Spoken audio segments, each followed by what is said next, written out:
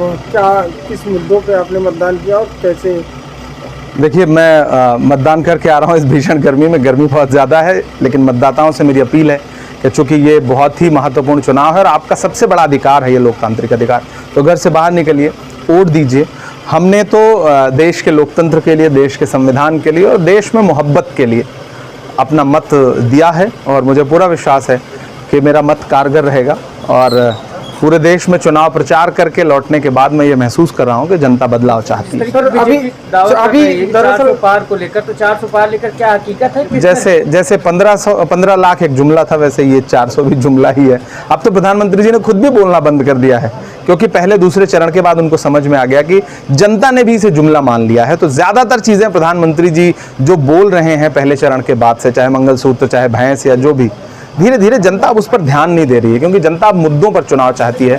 2 मौका देश ने उनको दिया और दोनों मौकों पर वो खरे नहीं उतर सके। बात करें अभी छपे राजा भैया जो है सपा का साथ दे रहे हैं, इसको किस रूप से देखते हैं? इंडिया गठबंधन का साथ। देखिए, जो भी लोकतंत्र और संविधान की मजबूती चाहेगा उस सबका गठबंधन में स्वागत है। जाहिर सी बात है, देश का चुनाव, ये चुनाव जो है वो संविधान के बचाने का चुनाव है। अनुप्रिया पटेल का आपने बयान सुना होगा, मुझे लगता है अनावश्यक था, गैर जरूरी था।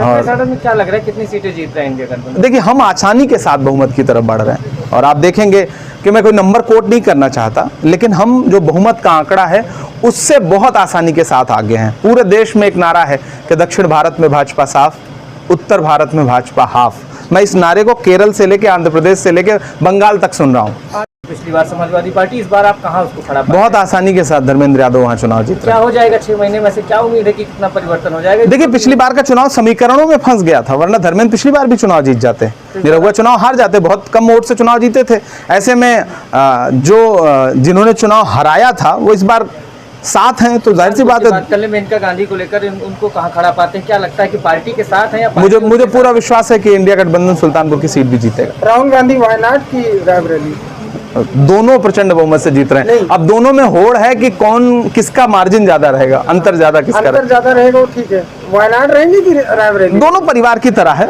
अब ये फैसला तो उनको खुद को करना है कि कहाँ रहेंगे, लेकिन मैं तो चाहूंगा कि रायबरेली रहें, क्योंकि मैं प्रतापगढ़ का हूं, तो मेरा पड़ोसी जनपद है, मेरी पड़ोस की लोकसभा है, तो मैं चाहूंगा कि वो रायबरेली रहे। सवाल अमेठी को लेकर, अमेठी जीत रही है कांग्रेस पार्टी। स्मृति ईरानी तो बहुत दावा कर रही है। स्मृति ईरानी जी ने चुनाव हो जाने के बाद, पोलिंग हो जाने के बाद कोई दावा किया? ऐसा नहीं किया। आपने कोई विजुअल देखा हो तो बताइए, आपसे कोई दावा किया हो तो बताइए। चुनाव हो जाने के बाद स्मृति ईरानी जी एक शब्द मीडिया में बोली हो तो बताइए। नहीं बोली। ये दर्शाता है कि वो चुनाव हार चुके हैं। ठीक है, थैंक यू।